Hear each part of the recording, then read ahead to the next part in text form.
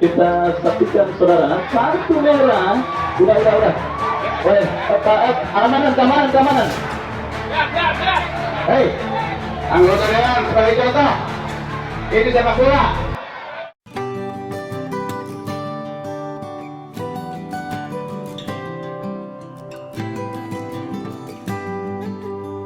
Halo, assalamualaikum warahmatullahi wabarakatuh. Apa kabar teman-teman semua?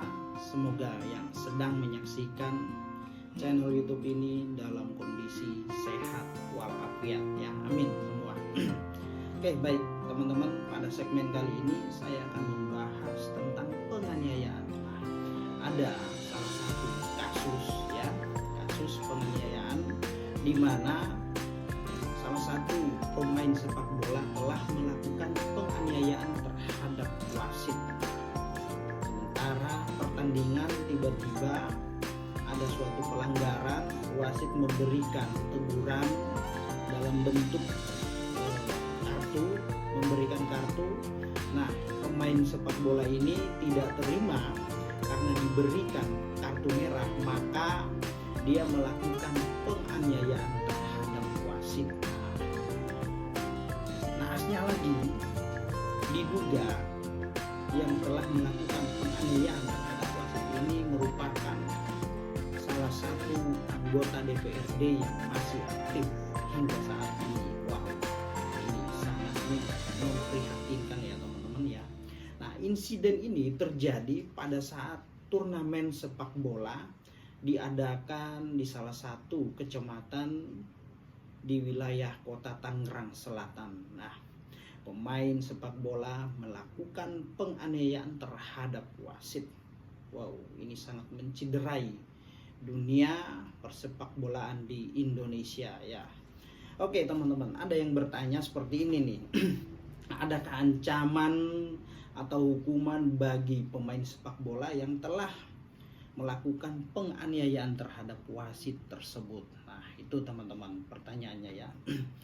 Jadi pada dasarnya semua perbuatan pidana yang dilakukan di wilayah Republik Indonesia ini dapat diproses secara hukum pidana berdasarkan peraturan perundang-undangan yang berlaku di Indonesia ya. Nah, inilah yang dimaksud dengan prinsip teritorialitas dalam hukum Indonesia. Oke teman-teman ya, kita lanjut ya. Nah, dalam asas hukum pidana di Indonesia ya, prinsip teritorialitas ya merupakan prinsip hukum pidana di Indonesia yang berlaku di dalam wilayah Republik Indonesia, teman-teman. Jadi siapapun yang melakukan perbuatan tindak pidana, maka ketentuan undang-undang pidana itu berlaku baginya ya. Oke teman-teman ya. Nah, jadi kita kembali pada topik pembahasan ya mengenai penganiayaan terhadap wasit oleh pemain sepak bola. Nah, untuk menjawab pertanyaan tadi, apakah ada ancaman pidana atau hukuman bagi pemain sepak bola yang telah melakukan penganiayaan terhadap wasit ya.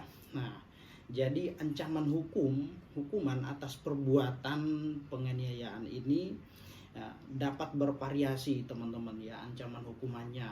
Nah, mengenai penganiayaan ya, ada yang berat, ada yang ringan juga ya, ada yang ringan. Nah, jadi melihat konteks ya perbuatan yang dilakukan oleh pemain bola tersebut terhadap wasit, nah maka pemain bola itu dapat diancam.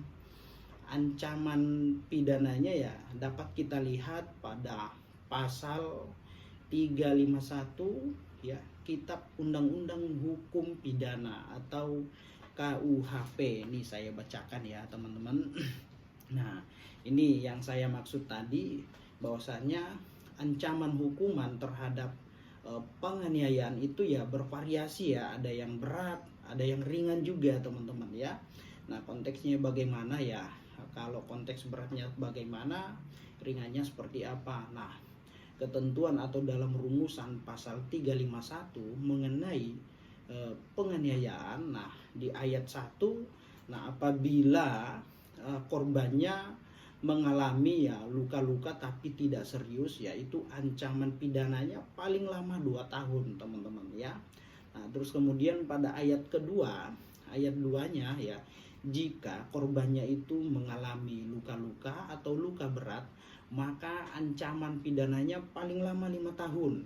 Nah, lalu di ayat ketiga, apabila jika mengakibatkan kematian ya, maka ancaman pidananya paling lama 7 tahun, teman-teman. Nah, untuk mengetahui dan dapat menilai perbuatan pemain sepak bola yang telah melakukan penganiayaan terhadap wasit, apakah masuk dalam kategori penganiayaan berat atau ringan, ya teman-teman bisa menyaksikan atau menyimak video berikut ini ya. Silakan menyaksikan, teman-teman. Nah,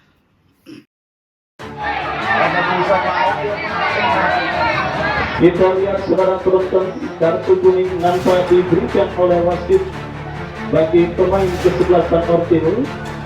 Dan kini kita saksikan saudara,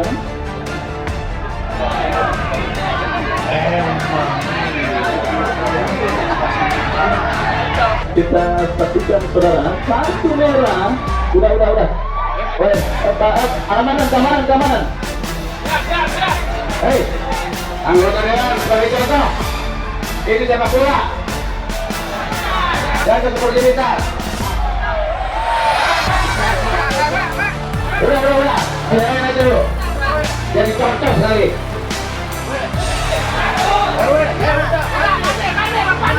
Berpanutan apa? Ini olahraga sportif.